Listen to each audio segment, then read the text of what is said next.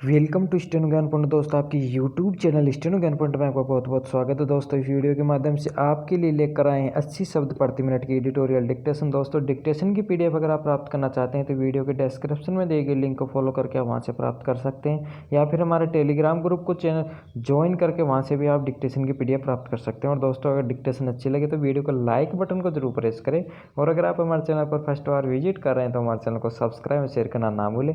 साथ ही बेल के आइकन को प्रेस कर लें ताकि आने वाली ऐसे ही महत्वपूर्ण डिक्टेशन से संबंधित वीडियोज की नोटिफिकेशन आपको सबसे पहले प्राप्त हो सके। तो चलो दोस्तों डिक्टेशन स्टार्ट करते हैं। अपनी डिक्टेशन स्टार्ट होगी जस्ट 5 सेकंड बाद।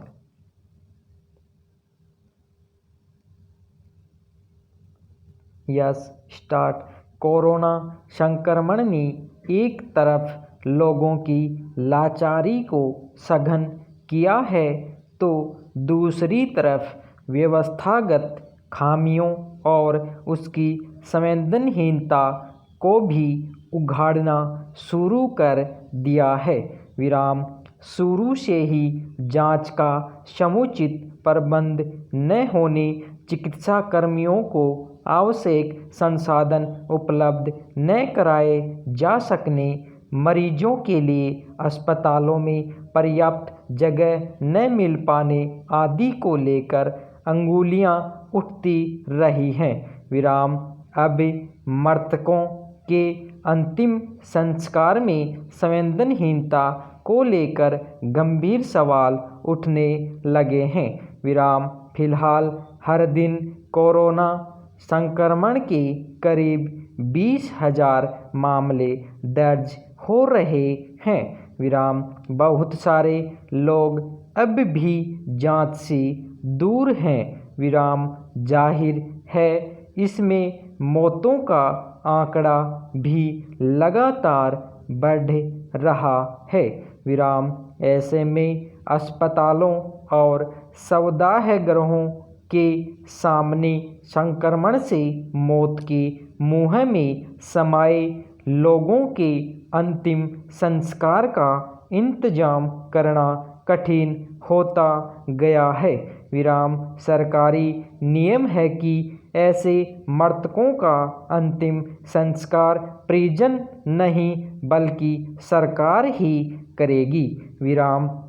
बस अंतिम दर्शन के लिए कुछ देर को परिवार के कुछ सदस्यों को शव के पास जाने दिया जाएगा।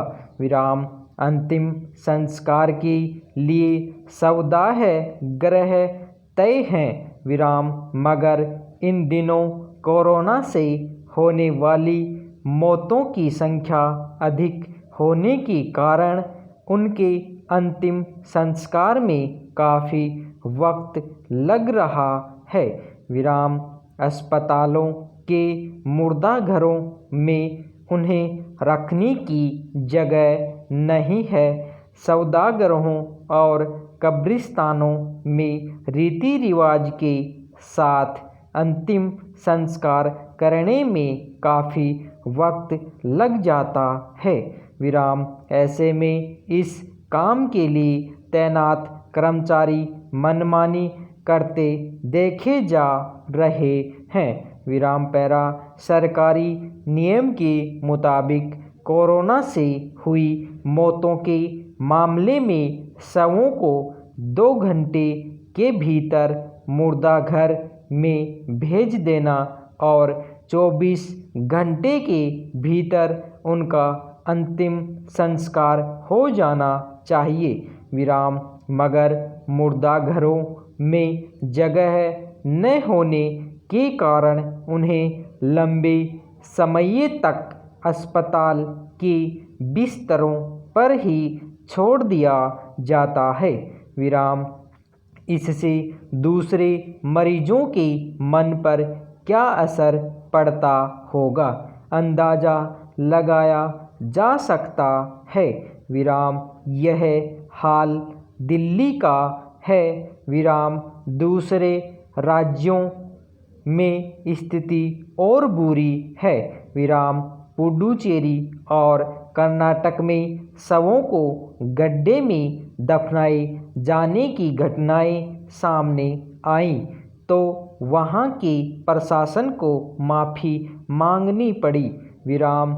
इससे अंदाज़ा लगाया जा सकता है कि प्रशासन शवों के अंतिम संस्कार को लेकर किस कदर संवेदनहीनता दिखा रहा है। विराम। रीति रिवाजों के मुताबिक अंतिम संस्कार संवैधानिक अधिकार है। विराम। किसी शव को इस तरह गड्ढे में डाल देना या जैसे तैसे जला देना सामाजिक और कानूनी रूप से उचित नहीं है। विराम। मगर इस कोरोना समय में शायद इस तकाजे को भुलाकर जैसे तैसे अपने कर्तव्यों का निर्वाह कर देना ही प्रशासन का लक्ष्य बन गया है।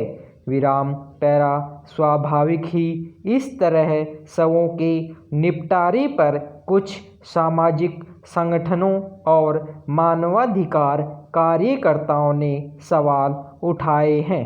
विराम। कोरोना से हुई मौतों में परिजनों को इसलिए अंतिम संस्कार से दूर रखने का नियम बनाया गया था ताकि दूसरे लोगों को संक्रमण न होने पाए। विराम। मगर चिकित्सा विज्ञानियों का कहना है कि ऐसी क्रियाओं में शामिल होने से कोई खतरा नहीं है जिसमें शव को छूना नहीं पड़ता। विराम। फिर क्यों अंतिम संस्कार संबंधी रीति रिवाजों से लोगों को रोका जाए। विराम। भारत जैसे देश में जहां मृतक के भी संस्कार किए जाते हैं, बीमारी के भय से उनके साथ प्रशासन का पशुवत व्यवहार निंदनीय है। विराम। ऐसा तो कोई अपने दुश्मन के साथ भी नहीं करता।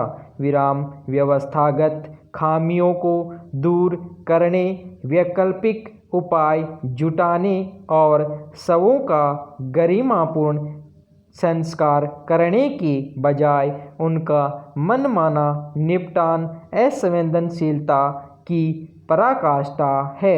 विराम। धन्यवाद।